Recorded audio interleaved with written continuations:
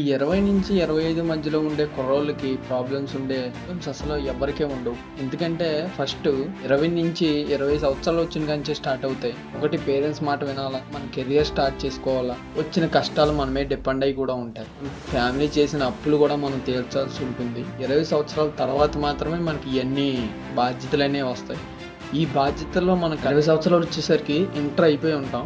అప్పుడు డిగ్రీ చదవాలా వద్దా అనేది కూడా ఒక డెసిషనే. అయినా సరే కొంతమందికి పేరెంట్స్ కష్టపడి డిగ్రీ చదివిస్తూ ఉంటారు.